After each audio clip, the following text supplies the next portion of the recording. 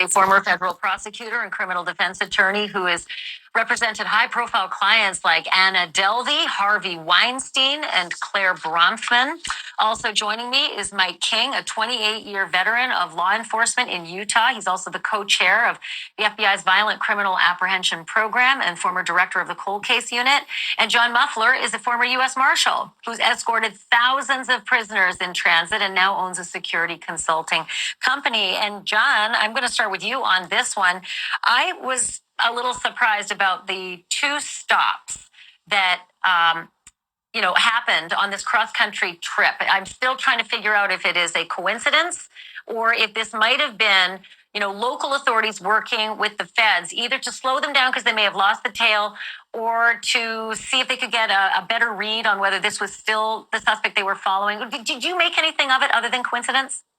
Are we talking about when he got pulled over in the vehicle? Yeah.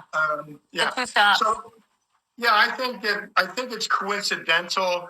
However, I would say it wouldn't be. It's plausible that the FBI had asked the Indiana police officer or police to pull that vehicle over to confirm the identity of the driver. It's possible. I don't know that. I know that's being bandied about on social media and the internet, but so that's possible. I think it's very much more coincidental because it is a tactic that law enforcement does use in the event, they want to confirm somebody. But what a weird tactic to pull him over twice within an hour. If I were Brian, I might have smelled a rat and started really trying to, hide my tracks. It's surprising. Duncan, what's the status now in terms of speed? How fast, now that they've taken him from the plane and probably, got him into booking at that little tiny jail that houses only about 42 prisoners or so. What's the status? How fast will they get him before a judge? How fast before those families can actually go into that courtroom and see the man who's accused of killing their kids? I think we're going to probably see something tomorrow, if not within the next 48 hours. I mean, the next stop here is for him to get arraigned on these charges and for the probable cause affidavit to be both given to him and unsealed. It's possible that the defense has already gotten it and that it won't actually be unsealed until there's some sort of formal court. Obviously, there's no night court, so there'll probably be some kind of proceeding tomorrow, if not on Friday at the latest at this point. And I think it's highly likely that at that point, the probable cause affidavit is going to be unsealed and given to the public.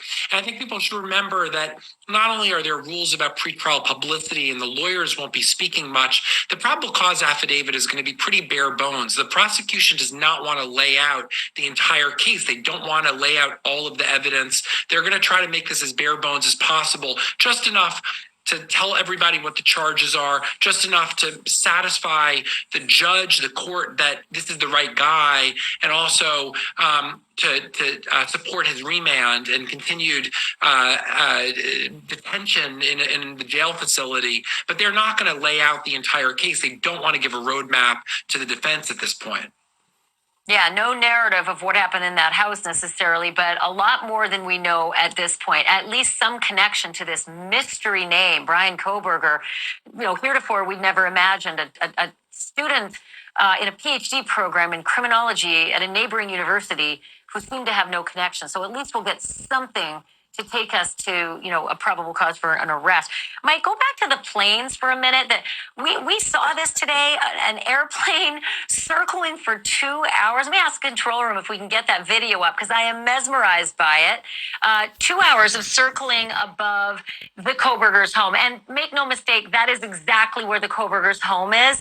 And for 2 hours, you can see the other planes flying past, flying around. That one is there for a reason. What do you make of that? Yeah, I wonder if that's just a drone that they put up to keep track of the area. I don't know that it would be a manned aircraft because, like you mentioned, Ashley, I think the sound would have alerted people to the presence of it. And, we have a drone capability now that can fly for hours. So I suspect that was providing surveillance, hopefully streaming down. I thought the same thing, Mike. I thought the same thing. And then I thought, hold it.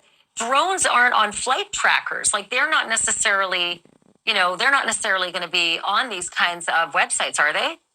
Yeah, well, the larger drones will, because they need to be, depending on the airspace that they're occupying. And so we see those larger aircraft flying much higher elevations, and that one circling is probably at a lower elevation, but still has to be certified. It still has to be reported to the FAA that it's going to be up and occupying that bit of airspace.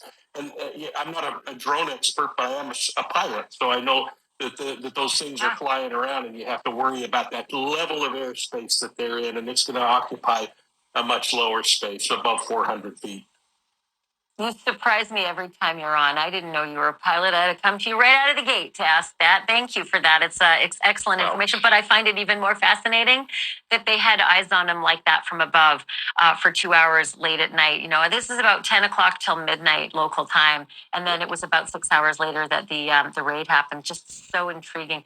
Hey, Mike King, John Muffler, Duncan Levin, thank you, all three of you. Going to have you all back for certain. I appreciate your wisdom. Thank you for watching.